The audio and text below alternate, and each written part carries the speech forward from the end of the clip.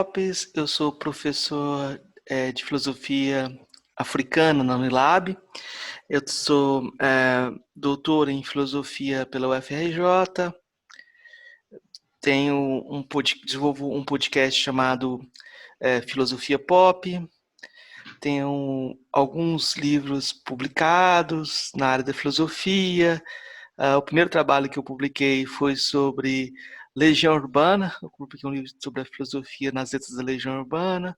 Desenvolvi um projeto de extensão que também virou livro sobre de hip hop com estudantes africanos.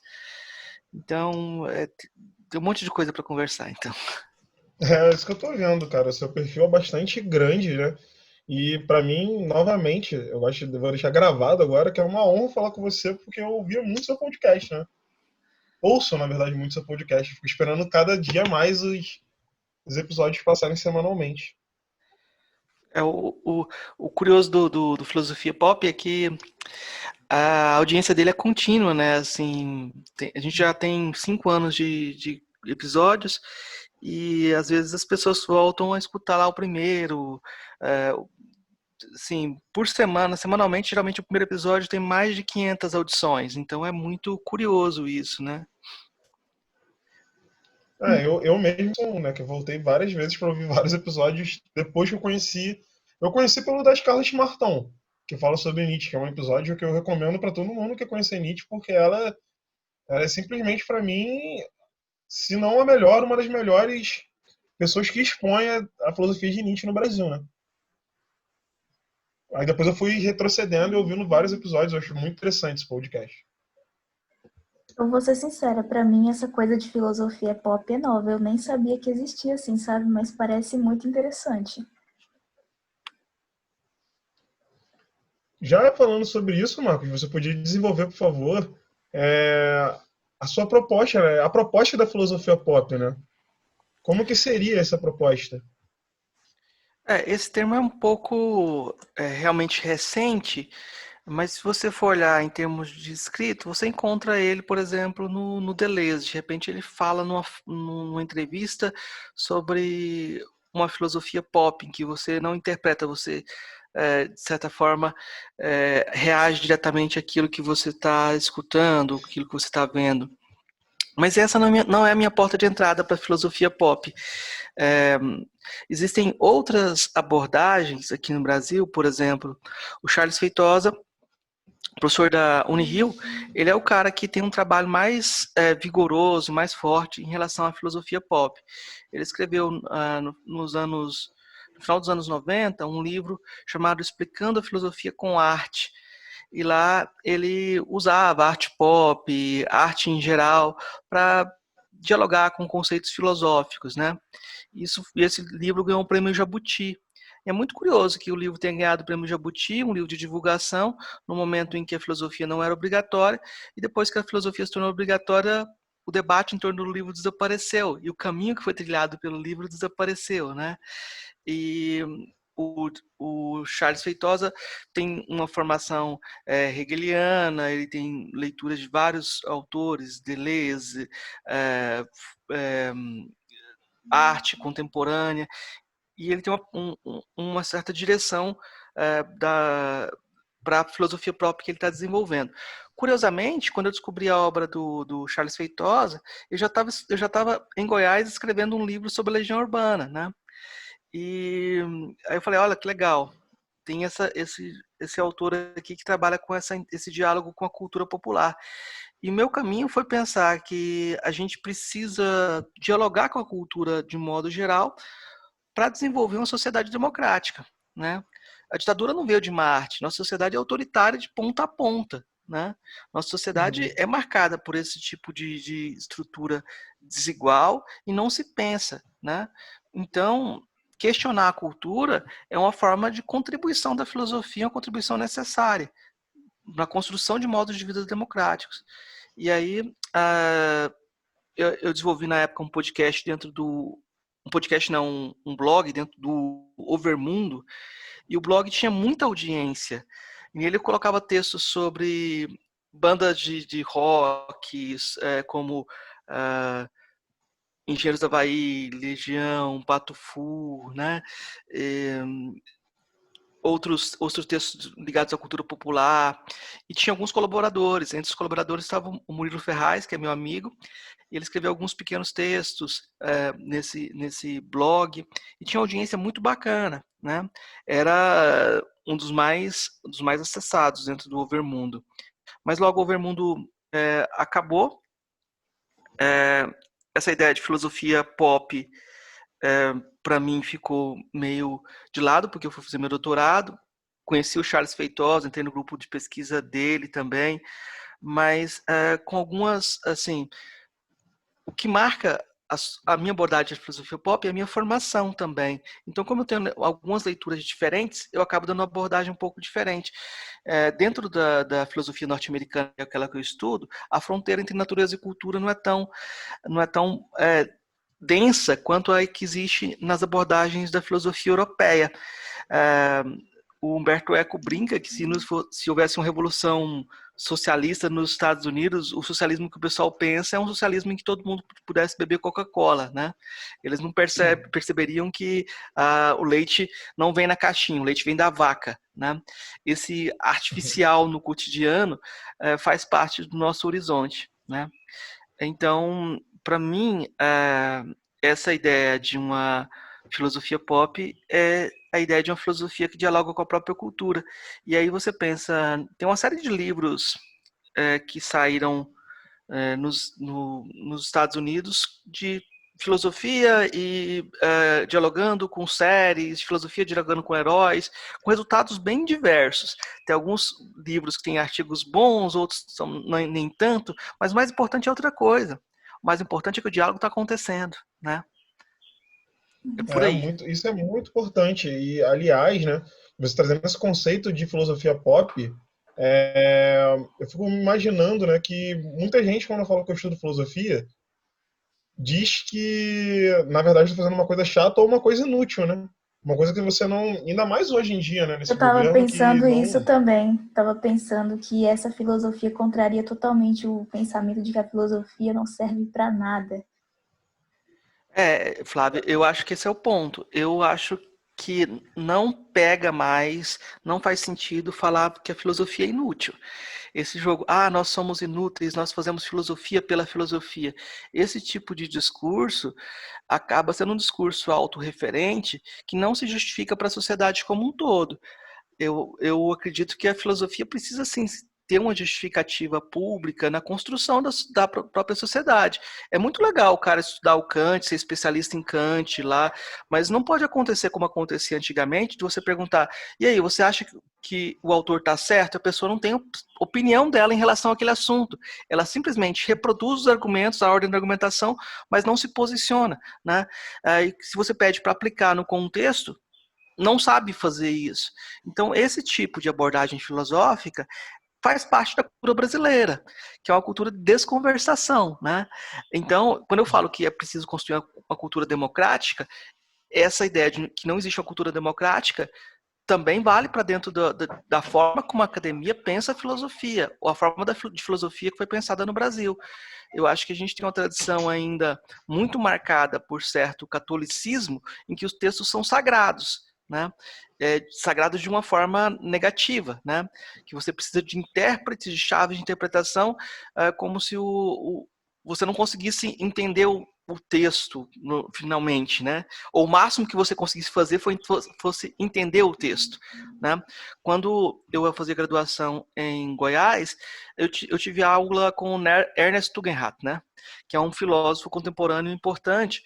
Depois que ele se aposentou, ele passou a viajar pela América Latina, dando aulas em vários lugares. Na época que ele dava aula para mim, ele foi a época que houve uma greve, então teve pouco tempo de aula dele, mas depois ele fez umas memórias sobre o momento que ele passou em Goiânia, e ele não foi muito elogioso, não. Ele disse que quando ele dava uma palestra, falava alguma coisa assim para os professores, para os docentes, o máximo que alguém fazia era levantar o dedo e fazer um resumo daquilo que ele falou e perguntar se era aquilo mesmo. A Então, gente. A gente. Não, pode falar, não tem pode falar. debate. É Fala? isso que eu ia falar. Engraçado é que o Levi Strauss também tem uma crítica quanto a isso, né? Se você for ler Tristes Trópicos, você vai ver que ele critica a intelectualidade de São Paulo, né? Que ele deu um tempo aula lá em São Paulo e tudo mais. Isso é completamente também anti-filosofia americana, que você estava citando aí, né? É totalmente fora do pragmatismo. Por exemplo, se você pegar o William James, o Peirce, o Frege, você vai ver que não é completamente fora, né? É o que eles pensavam, a filosofia não está sendo levada dentro para realmente você. A nossa filosofia é muito pega o texto, lê realmente e beleza, o autor é isso, falou isso, acabou. Não é um propriamente ato de fazer filosofia, né? Nesse sentido, aí eu vou remeter até um podcast que a gente gravou com o professor Gonçalo Armijos Palacios, que foi meu orientador de mestrado. A gente fez um podcast com ele sobre ensinar a filosofar, né? E o Gonçalo tem um livro que ele escreveu no final da década de 90, chamado De Como Fazer Filosofia Sem Ser Grego, Ser Gênio ou Estar Morto, né? E esse livro continua bem atual, né? O problema grande que ele via é que a gente tinha uma formação em que as teses geralmente eram o conceito de X em Y, a Ah, interpretação de sim. X de Z. E isso não levava ao engajamento da pessoa naquilo que ela estava fazendo e não levava ao desenvolvimento do filosofar, né? Então, para ele, era como se você formasse médicos que se recusassem a exercer a medicina. Se você forma pessoas capacitadas em filosofia, é para, de certa forma, pensar seu contexto, como a Ah, literatura, como as outras áreas da cultura fazem, né? entendi, Então, sim, isso mesmo. então, assim, não adianta a gente ficar falando, olha, a cultura em geral está degradada, porque isso é um elitismo é, burro, né? É um elitismo é, que não dialoga com ninguém, É né? pueril, né? A gente não vai levar, não vai contribuir nada para a sociedade também. E tem muitas coisas, muitas áreas que estão na nossa frente, porque tem diálogo. Eu, eu penso no exemplo, por exemplo, do Caetano Veloso, que ele começou a fazer faculdade de filosofia na década de 60 e não entendia a relevância, sei lá, de estudar os tomistas. Ele achou as coisas um pouco deslocadas e as possibilidades de vida intelectual no Brasil ele não achou também grande coisa, assim, achou que não tinha possibilidade de fazer filosofia realmente, e acabou migrando para um lugar que ele podia exercer o pensamento de forma mais prática, que é a música popular, né? E É. é bem curioso essa transição que o Caetano fez, porque a música é punjante. Um cara escrevia uma música, o Caetano escrevia uma música, o outro dava uma resposta, e eles estavam pensando o momento, pensando o tempo através da canção. A questão é, a filosofia está fazendo isso, deve fazer isso. Eu acho que hoje em dia faz, mas ainda não é um diálogo que é propriamente acadêmico, e você tem aquele dilema. Quanto mais intelectual você é, quanto mais para fora você vai, menos a academia te valoriza, né? É isso que eu ia falar, perguntar a você agora. Na verdade, você acha que essa questão da filosofia se tornar mais popular, né? Ela também parte de uma autocrítica acadêmica? Ela deveria partir de uma autocrítica acadêmica? Eu não sei se deveria partir de autocrítica acadêmica, porque a gente tem muitas desconfianças, até nesse tipo de conceituação. A gente não pode pensar a academia como um bloco fechado, né? Contrário, é. É, então, eu acho que as coisas são bem dinâmicas nessas relações. Hoje, a academia que a gente tem, nem nós sabemos qual é direito, porque a quantidade de lives que estão acontecendo ultimamente de professores de filosofia e de podcasts e de iniciativas nesse sentido de tentar a conversação, elas estão marcando algo interessante. Eu acho curioso que a própria ANPOF, Associação Nacional de Pós-Graduação em Filosofia, agora lançou o seu podcast. Ela tem página no Facebook, tem página no Instagram, de vez em quando ela dá um oizinho, né? Só que eu fico um pouco com o pé atrás, se essas entidades devem ser produtoras de conteúdo ou devem apoiar a produção de conteúdo, sabe? Porque senão vai ficar aquela coisa. quem vai escolher os que vão participar do diálogo, né? Você tem umas forças políticas em jogo, né? Então, eu acho que a academia tem esse embate político também, ele é um lugar de disputa político também, e a gente vê que essa necessidade de uma relevância pública, ela vai forçando a filosofia a modificar a sua autoimagem. Eu achava que o ensino médio ia ser a inserção da filosofia no ensino médio ia trazer uma grande transformação na formação dos filósofos, das filósofas, porque ia ser necessário dialogar com o seu próprio tempo, ia ser necessário contextualizar a filosofia. Só que, curiosamente, a nossa Foi o contrário, na forma de vida verdade, né? nossa forma de vida autoritária venceu isso. A gente conseguiu isolar o ensino médio, colocou o ensino médio como um apêndice, criou uma espécie de quem vai fazer licenciatura ocupa um espaço, quem vai fazer bacharelado ocupa outro espaço. E as matérias de ensino gravitam sozinhas, elas não fazem parte da formação geral, né? Então, por exemplo, você tem lá necessidade de estudo de filosofia africana, mas não tem obrigatoriedade de filosofia africana no currículo, não tem concurso para professor de filosofia africana, né? Então, virou um grande faz de conta. As pessoas não quiseram modificar o currículo para atender a legislação, né? As pessoas saem sem formação básica para chegar na sala de aula e aplicar as leis educacionais estabelecidas, né? Então, virou uma coisa para inglês ver, né? Vamos dizer assim. Até na própria ideia da ANPOF, existe uma ANPOF do ensino médio e uma ANPOF do ensino superior, né? A gente conseguiu fazer essa mudança, essa inserção da filosofia no ensino médio não repercutisse na mudança da autoimagem da filosofia. Eu vejo que, assim, a academia ainda ela é muito positivista, né? Eu acho que esse assunto aí, como você falou, filosofia pop, é bastante novo, né? Eu acho que os academicistas mais tradicionais ainda não fazem o devido reconhecimento, né, dessa multidisciplinaridade aí de conhecimentos. Como que você acha que é a postura da academia, eu falo no âmbito das universidades mesmo, locais mais tradicionais de pesquisa, de produção de conhecimento, sem ser mais no âmbito da internet? Sim. Na Unirio, o Charles Feitosa foi um dos caras que organizou a montagem do curso de filosofia. E no curso de filosofia lá tinha disciplinas ligadas à filosofia brasileira e tinha uma disciplina de filosofia pop obrigatória dentro do currículo, né? Ligada à ideia de estética, Ah, sim, sim, a interessante. habilitação realmente da pessoa para poder fazer esse diálogo. Porque você não pode cobrar que a pessoa desenvolva esse tipo de diálogo se você não dá nenhuma ferramenta para ela, né? Só que, com o passar do tempo, com o aumento do quadro docente, etc., houve reformas no currículo e hoje a filosofia pop é uma disciplina optativa, né?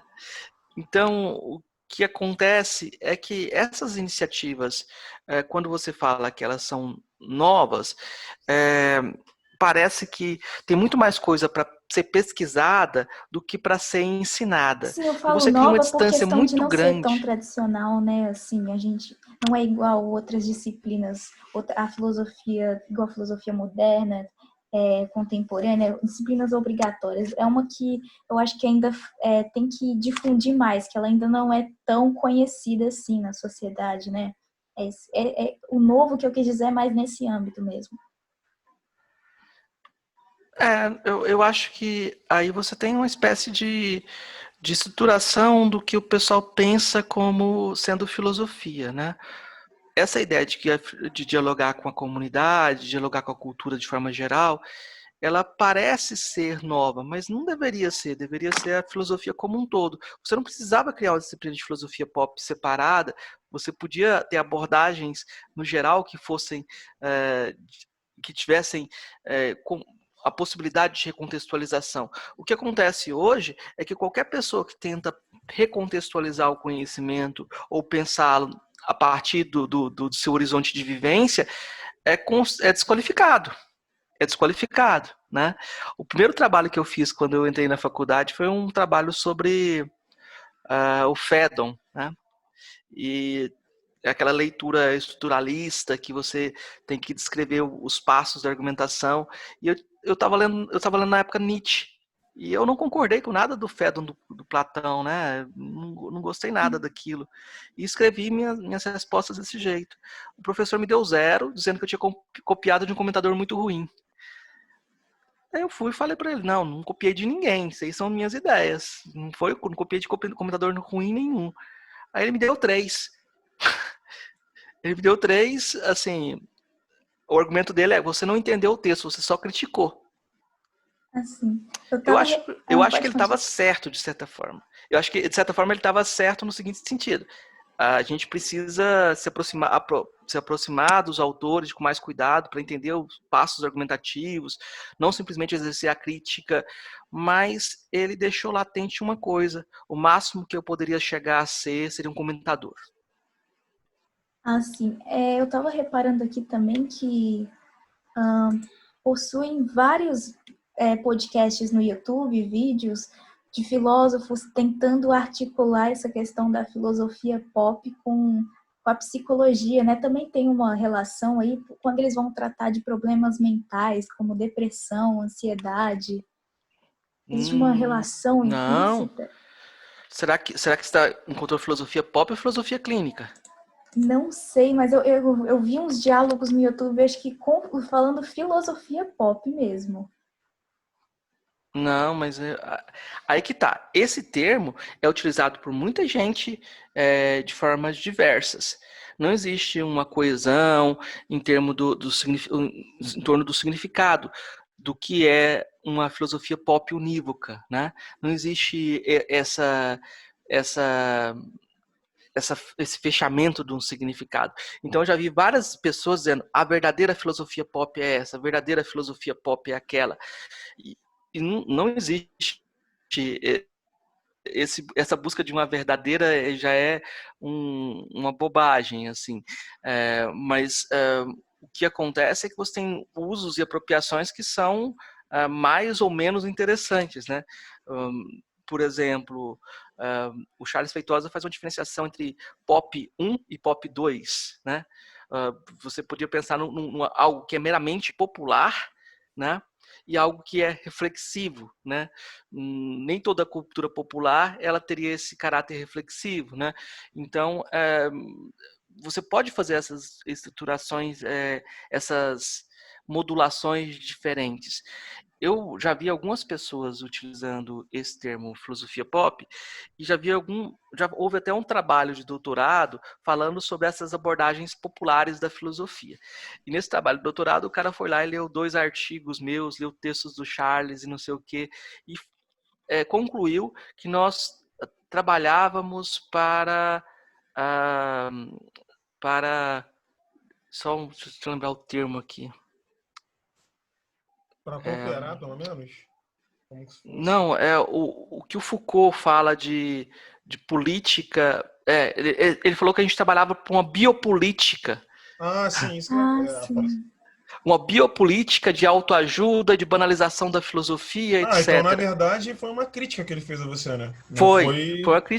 uma crítica muito pesada, porque ele leu todos os autores para chegar no final e falar: não, segundo Foucault, isso daqui é biopolítica, né? Cara, Mas estranho. olha lá, eu li Foucault também, o Charles leu Foucault também, melhor que esse cara. Se você quiser Entendi. ler, dialogar com alguém, você tem que dialogar diretamente com essa pessoa, né? E ao invés de dialogar diretamente, você se esconde na máscara de europeu para dizer, não, na verdade quem tem autoridade para fazer filosofia é só o Foucault. É muito estranho isso, porque parece que existe uma espécie de polícia filosófica, né?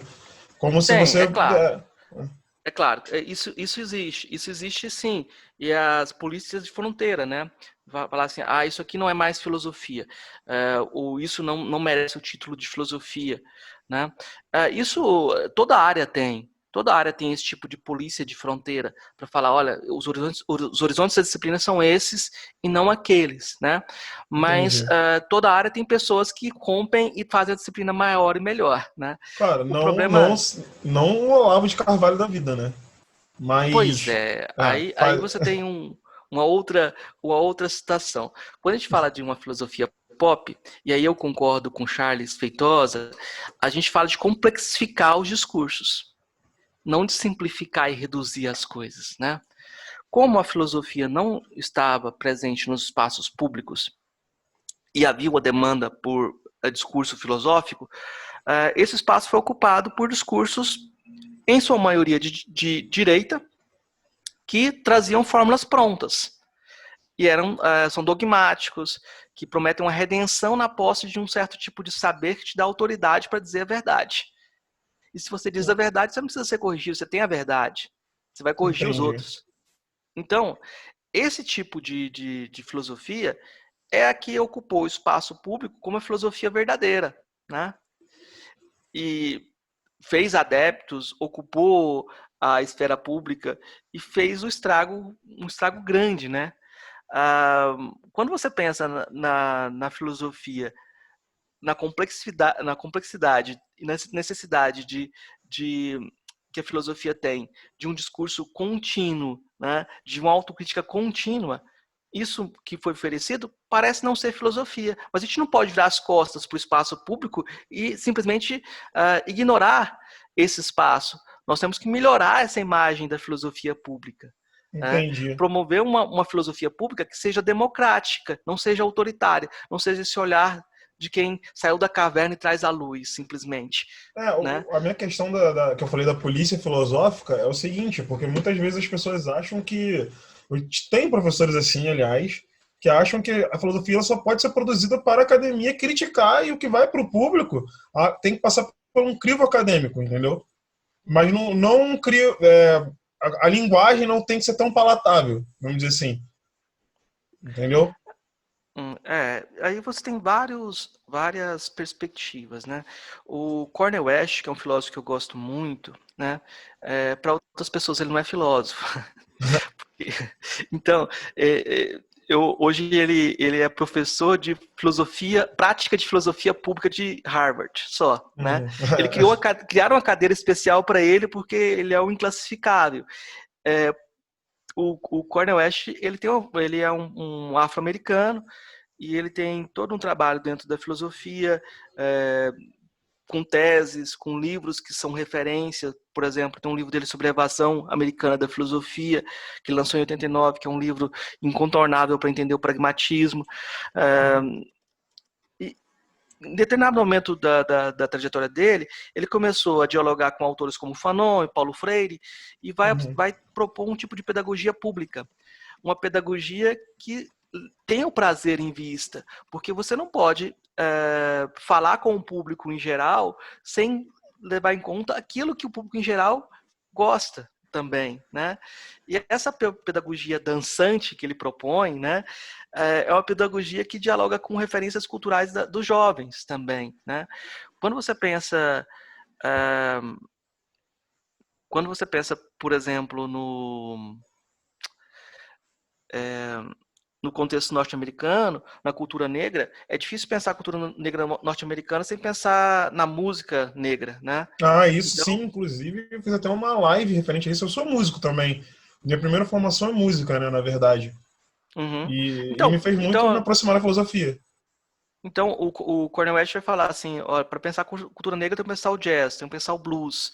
Eu sou um bluesman do pensamento.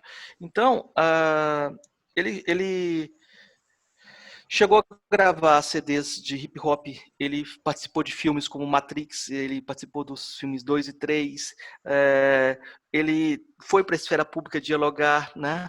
Então, Hum, isso criou para ele um tipo de cobrança na academia absurda, né? Porque o pessoal começou a falar que o trabalho dele não era tão sério, né? O Cornel West também ele tem uma capacidade de oratória muito grande pela formação religiosa dele. Então, na maior parte das vezes, ele não prepara um texto para apresentação, ele improvisa na hora como um jazzman faria, como um bluesman faria. dialogando com a plateia no contexto também, né? E muitas vezes as pessoas veem isso como algo menor, mas pelo contrário, é muito mais Na difícil verdade é fazer isso. grandioso. Na verdade é grandioso, porque o Sellers, não sei se você conhece, o Wilfrid Quem? Sellers. Sim, sim, Sellers. sim. Então, ele tem uma frase muito interessante, porque o Hegel ele falava que a coruja de Minerva ela voava à noite, né? Ele falava, mas Uhum. o filósofo tem que ser o contrário disso, o filósofo tem que trazer a luz. Ele não tem que trazer só a escuridão que vai acontecer. Ou seja, não adianta a gente ficar recluso e ao nosso círculo. Eu estou batendo muito na academia, mas não é bem academia que eu quero dizer. Eu quero dizer que nosso círculo pessoal, nossa bolha filosófica, vamos dizer assim, entendeu? Não adianta e não dialogar com as pessoas. Eu acho que tem que ter alguma autoridade conquistada pela formação também. Eu Não, sim, não claro, desprezo a não. formação. Eu queria só destacar isso. Eu não desprezo a formação técnica, acho necessária a formação técnica, só que ela por si só, ela gira no vazio, né? É Então, isso que eu estava querendo encontrar. Obrigado por você ter falado. é, Também não bato então na formação técnica, tanto é que eu faço, né? É, Mas. a formação técnica é o que permite você se aproximar com maior qualidade dos textos e fazer todo o diálogo que faz parte da filosofia, a densidade, um estilo de literatura também que existe dentro da filosofia. O problema é que a filosofia é uma conversação ou ela é uma iluminação súbita que te traz a verdade, ou ela é uma iluminação racional se você tiver aqueles argumentos, você vai convencer todas as pessoas. Então o Diógenes, né, o cínico, ele seria um exemplo de filósofo pop nesse sentido, né? Ele, inclusive, quando a questão da afirmação, ele até encarou Alexandre o Grande, né? Quando para na É, frente mas, dele, ele fala para sair. mas o Diógenes, acho que talvez ele não tivesse ele é um exemplo quando você pensa em filosofia como forma de vida, né? Mas você tem várias formas de vida, né? E o Diógenes não estava muito interessado em ser melhorista em relação à comunidade que estava, né? Porque não parece que estava no horizonte dele esse tipo de transformação, né? Então a Então filosofia eu pop acho também que tem essa característica, né, de melhorar a comunidade, melhorar é, a sociedade em volta. A diferença então seria essa, né? nesse sentido é um aspecto do pragmatismo. O pragmatismo tá ligado a certa é, uma certa ideia de democracia como forma de vida, né? E dentro do horizonte do pragmatismo está essa ideia de uma postura melhorista, né? Há poucos dias eu conversei com a professora Catarina do Chile Novaes, que é uma professora de lógica e filosofia que trabalha na Holanda. E ela estava comentando, eu pedi para comentar sobre um artigo que ela fez sobre pornografia, né? E ela fez esse artigo dizendo, olha, pornografia a pornografia é geralmente vista como algo negativo, criticar a mulher, e tem várias características negativas na pornografia. A questão não é simplesmente falar vai acabar a pornografia por causa disso. É que muitas vezes esse tipo de discurso é contraproducente, mas a questão é como você poderia ter boa pornografia, né? Esse exemplo é um exemplo bem interessante, porque você pode tirar a palavra pornografia e colocar filosofia, né? Não está indo a público, não é aquela que você acha a melhor, por que você não pode produzir uma melhor filosofia para o público, né? Quando você leva algo para o público, você traz valores, né? E esses valores transformam as formas de comportamento das pessoas. Isso vale para a sociedade em geral, né? Então, a postura de melhorar as práticas públicas, de se engajar no debate, tentando melhorá-los, é uma postura também que leva você a se autotransformar também. Você se coloca em questão. Sem isso, não faz sentido. Ah, entendi. Realmente, né? Essas questões que você está trazendo à baila são bastante importantes. Inclusive o Cornel West, né? Eu tive alguns professores que já mencionaram ele, né? Mas mencionaram mais pelo lado do ativismo, né? Da questão dele que ele é bastante ligado também ao ativismo negro. Ele é bastante ligado ao estudo, né? Dos povos afro-americanos. Mas é interessante essa questão de trazer ele. Você falou da questão do hip hop, eu não sabia. A questão do bluesman, do pensamento, também não sabia. E é interessante um quesito que você falou aí sobre se para estudar o negro teria também que estudar a música, né? É uma conexão muito importante. E às vezes parece que realmente foi deixada de lado, É, né? a- quando as pessoas foram escravizadas, quando e vieram para a América do Sul e do Norte, elas só tinham corpo para produzir cultura, né? Eram reduzidas à corporeidade, como um espaço de produção, né? Muitas vezes, na maior parte das vezes. Então, você tem várias práticas culturais formadas a partir do corpo, que são elementos que têm identidade e são elementos civilizacionais também, né? Então, foi transformada em canção, né? O blues fez isso, mas você pode pensar no samba aqui no Brasil. Ai, é, Como que a gente vai pensar a sociedade brasileira sem levar em conta essas práticas culturais que retratam o Brasil e trazem toda uma densidade de um tipo de experiência que foi transformado. O Cornel West tem uma passagem que ele fala, por exemplo, quando a mãe dele morreu, que ele chegou no enterro da mãe dele e ele estava muito triste, estava desolado, e ele começou a cantar, e todo mundo aí começou a cantar junto. E tem coisas que só a canção faz pela gente, né? Tem coisas que só a música faz por nós. Então, eu acho que nesse sentido é um alerta para a gente pensar também o tipo de riqueza que a gente tem na cultura brasileira ligada à música popular, que passa tão longe da filosofia, porque a filosofia, em geral, não se propõe a fazer esse tipo de aproximação e aprender, né? mas você acha que a filosofia pop ela traria também essa aproximação do negro, né, na cultura brasileira? Por exemplo, que eu vejo que o negro às vezes é muito deixado de lado. Você me falou da filosofia afro não ser muito divulgada ou tanto pouco professores. Mas você acha que esse tipo de filosofia atraria, né, o negro à baila, o negro ao debate? Olha, quando a gente olha a agenda do podcast Filosofia Pop, assim, o plano geral de temas que a gente desenvolveu nesses 5 anos, a filosofia africana, a questões de gênero, estiveram sempre presentes e as questões de filosofias indígenas estiveram sempre presentes e sempre foram um ponto que a gente está batendo nessa tecla de forma muito firme e constante, inclusive de um modo que muitas pessoas deixaram de reconhecer aquilo como filosofia e falaram, olha, estão fazendo outra coisa, aquilo não é filosofia, porque esses temas não são geralmente abordados dentro da academia como parte do discurso filosófico.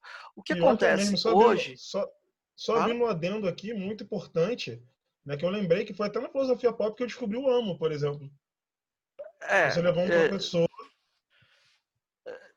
você e tem. vocês ficaram falando sobre o amo. Sim, a gente sabe que por exemplo, o episódio sobre o amo não vai ser o mais popular em termos de audiência, mas vai ser uma contribuição efetiva para a transformação das agendas, né? E o que a gente vê hoje, com essa expansão de diversos podcasts e diversos lives e diversas iniciativas da filosofia na internet, é que a agenda que a gente trouxe, de certa forma, é uma agenda que se tornou parte comum do diálogo, né? Os autores que a gente trouxe que não eram considerados dentro da academia e da filosofia hoje são parte do diálogo, que são chamados para esse diálogo por essas novas esses novos atores. Então é como se essa agenda que a gente trouxe não só a gente, mas que nós fizemos questão de tomar como referência, é, hoje transforma um pouco a imagem da filosofia no Brasil, né? Mas aí, na questão que você colocou, eu diria o seguinte: não é possível pensar o Brasil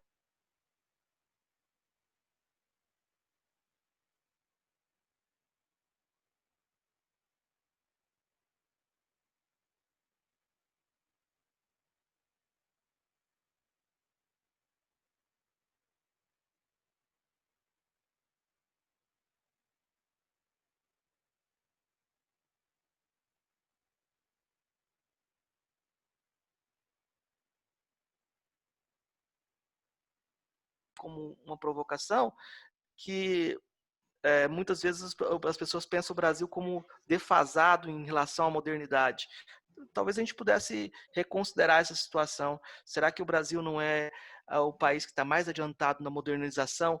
Se o destino desse trabalho do capitalismo não é produzir uma desigualdade tão grande quanto essa nossa, e uma elite que tem toda a modernidade para ela, É verdade. deixa Isso aí toda a comunidade deixa todo a maior parte da população não faz parte do jogo. Será que o mundo está caminhando para se tornar brasileiro? isso Essa é uma consideração muito importante, né?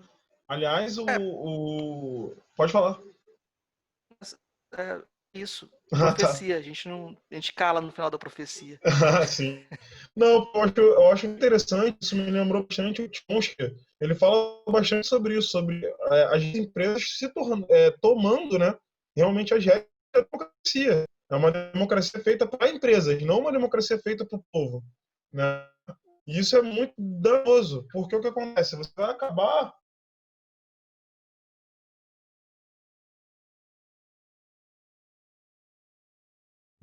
realmente. Uhum. E Até que ponto nós viramos modelo de. Porque o Brasil, nesse sentido, é modelo. Como manter desigualdades persistentes durante tanto tempo?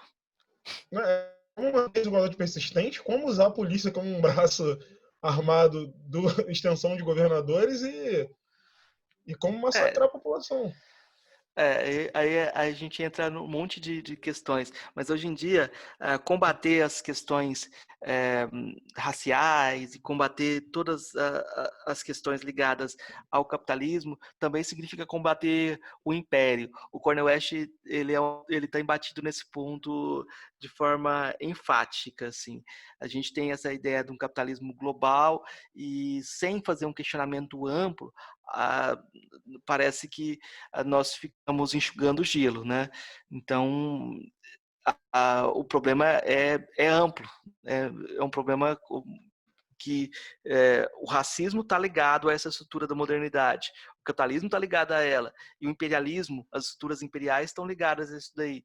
Então, a gente precisa questionar todos esses pontos em contínuo, em algum processo de transformação mais ampla, né?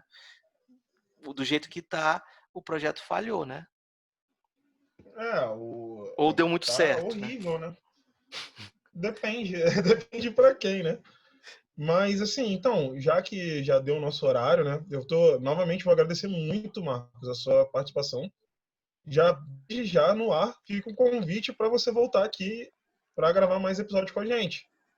Porque é muito importante a gente estar ouvindo de especialistas Só e que com temas pessoas que passaram, né? específicos, a gente marca sobre um tema específico para falar. É, Então, Marcos, pode falar. não, essa é a questão, assim, se vocês montam um tema, geralmente quando a gente tem algum tema, assim, um convidado, a gente monta uma pauta para poder orientar, para a coisa não ficar muito solta, porque esse jogo, ele talvez vocês possam até mensurar depois disso, se o público vai se fidelizar mais do que programas temáticos ou menos. Porque acontece isso também, de algumas podcasts que foram de perguntas e respostas, que eram mais abertos, para a gente não funcionou tão bem, mas quando a gente foi olhar nos dados de fidelização, as pessoas se mantiveram mais tempo ouvindo, né? Só Ah, sim. uma notinha. Ah, sim, porque é o terceiro episódio, né? Então a gente está aprendendo ainda. Eu só é de ouvir e de montar, né? No caso. Mas, parafraseando um pouco a filosofia pop, nas considerações finais, quais são os seus filósofos favoritos? Ou o seu filósofo favorito? Ou filósofa, né? Porque, Ou filósofo, é. então, é, eu gosto muito do Cornel West, eu tenho estudado bastante estudei bastante ele, mas eu gosto muito dele como exemplo de forma de vida, inalcançável, assim, mas uma pessoa viva que erra, que acerta. Eh, eu acho que hoje a gente está num momento em que é preciso olhar caminho o fenômeno da Djamila Ribeiro, que é a mais vendida no Brasil hoje, com seu pequeno manual antirracista, e para entender a Djamila você tem que olhar a Grada Quilomba, né? Então, Memórias da Plantação também eu indicaria para o ouvinte.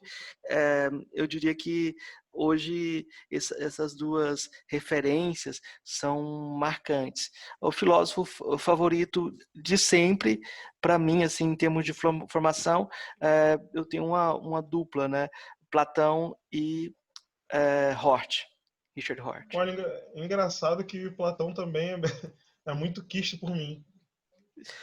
O Platão é pai de todos, né? Assim, ele acaba sendo a fonte da maioria dos problemas que a gente considera a filosofia. A gente pode dizer assim, a filosofia tem a ver com de Platão e Kant. O que não está no Platão está no Justamente. Kant. E Justamente. ele deleta o cânone, de certa forma, essa tradição, né? Tudo. Eu estava vendo Eu tenho um livro aqui de filosofia analítica que o professor fala que Sócrates foi o primeiro analista, porque ele foi o primeiro a levar a questão da linguagem, definições. Né? Ou seja, está em tudo. Todo mundo quer usar a máscara de Sócrates, né? Sócrates é essa criatura que serve para todo mundo que quer reivindicar a posição de ser mais socrático do que Sócrates. Então é bem curioso como isso acaba tendo um aspecto muito semelhante ao cristianismo e a Jesus nos diversos evangelhos, né?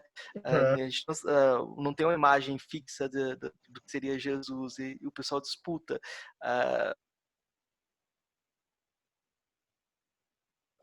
Platão, mas existiam outros diálogos socráticos, os autores socráticos menores, né, que desapareceram, etc. Então, o Platão, quando a gente fala de Platão é o favorito, sempre tem que falar Platão e a busca dessa imagem do Sócrates, né? Porque os dois sempre andam juntos, né? O grande paradoxo aí seria pensar como o mesmo autor consegue fazer obras tão bacanas como o Banquete e tão chatas como As Leis. Então falou, valeu. Tem alguma consideração final? Para deixar Não, a gente aqui? só isso. Eu queria agradecer a possibilidade, o convite e o diálogo, e estamos aí para outros momentos que for necessário, a gente está aí.